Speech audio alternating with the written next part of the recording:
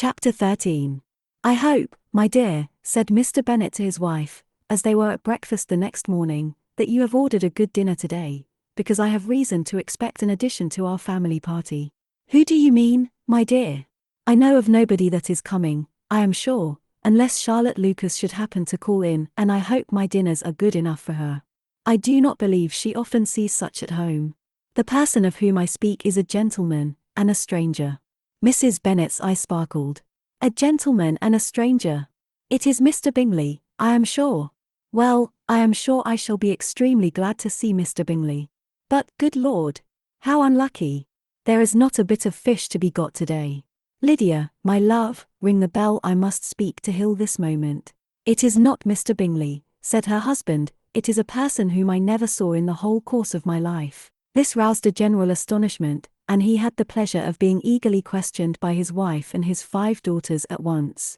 After amusing himself some time with their curiosity, he thus explained.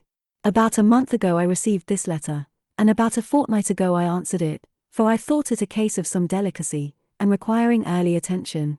It is from my cousin, Mr. Collins, who, when I am dead, may turn you all out of this house as soon as he pleases.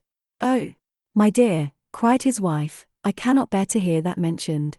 Pray do not talk of that odious man. I do think it is the hardest thing in the world, that your estate should be entailed away from your own children, and I am sure, if I had been you, I should have tried long ago to do something or other about it. Jane and Elizabeth tried to explain to her the nature of an entail.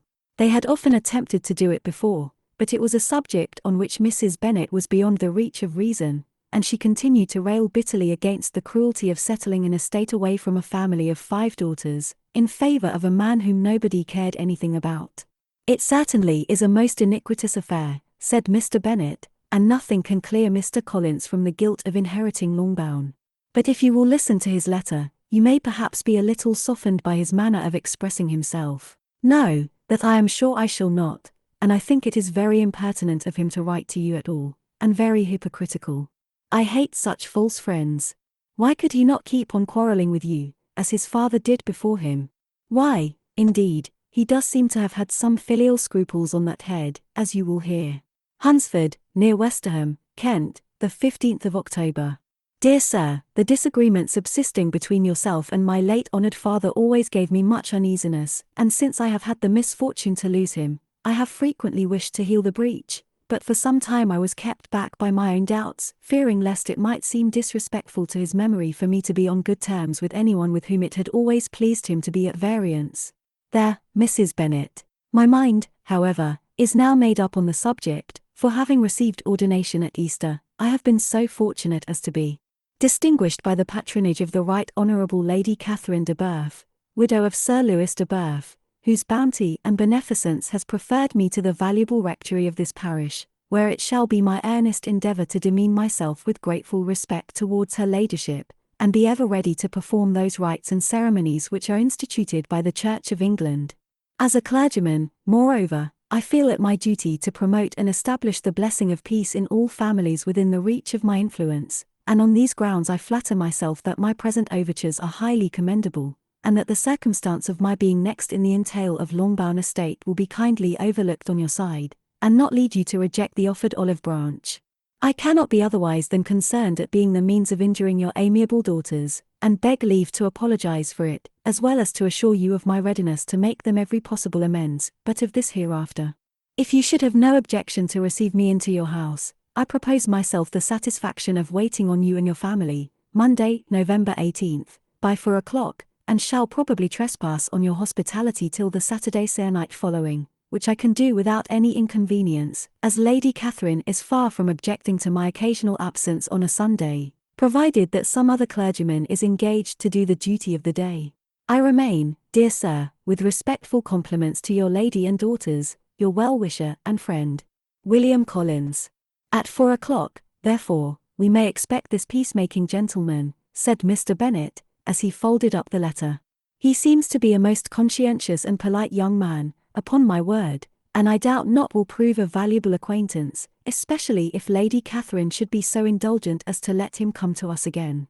There is some sense in what he says about the girls, however, and if he is disposed to make them any amends, I shall not be the person to discourage him. Though it is difficult, said Jane, to guess in what way he can mean to make us the atonement he thinks our due, the wish is certainly to his credit. Elizabeth was chiefly struck by his extraordinary deference for Lady Catherine, and his kind intention of christening, marrying, and burying his parishioners whenever it were required. He must be an oddity, I think, said she. I cannot make him out. There is something very pompous in his style. And what can he mean by apologizing for being next in the entail? We cannot suppose he would help it if he could. Could he be a sensible man, sir? No, my dear, I think not. I have great hopes of finding him quite the reverse. There is a mixture of servility and self-importance in his letter, which promises well. I am impatient to see him. In point of composition, said Mary, the letter does not seem defective. The idea of the olive branch perhaps is not wholly new, yet I think it is well expressed. To Catherine and Lydia, neither the letter nor its writer were in any degree interesting. It was next to impossible that their cousin should come in a scarlet coat, and it was now some weeks since they had received pleasure from the society of a man in any other colour. As for their mother, Mr. Collins's letter had done away much of her ill will, and she was preparing to see him with a degree of composure which astonished her husband and daughters. Mr. Collins was punctual to his time, and was received with great politeness by the whole family.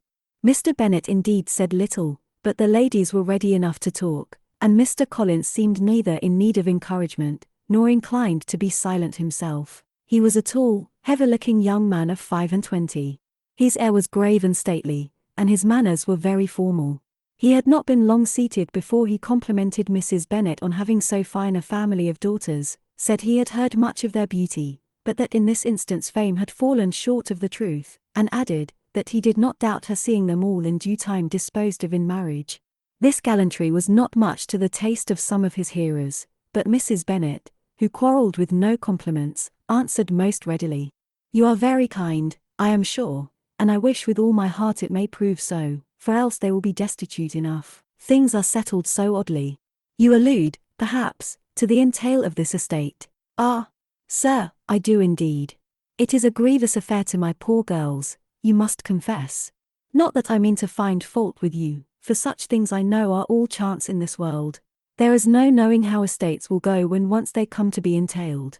I am very sensible, madam, of the hardship to my fair cousins, and could say much on the subject, but that I am cautious of appearing forward and precipitate. But I can assure the young ladies that I come prepared to admire them.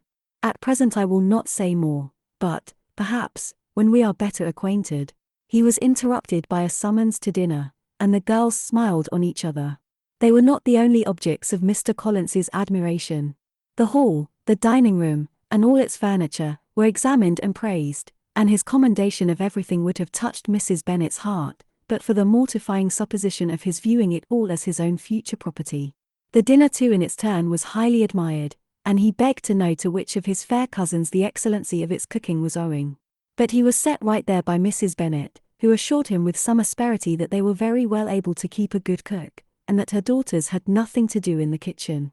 He begged pardon for having displeased her. In a softened tone she declared herself not at all offended, but he continued to apologize for about a quarter of an hour.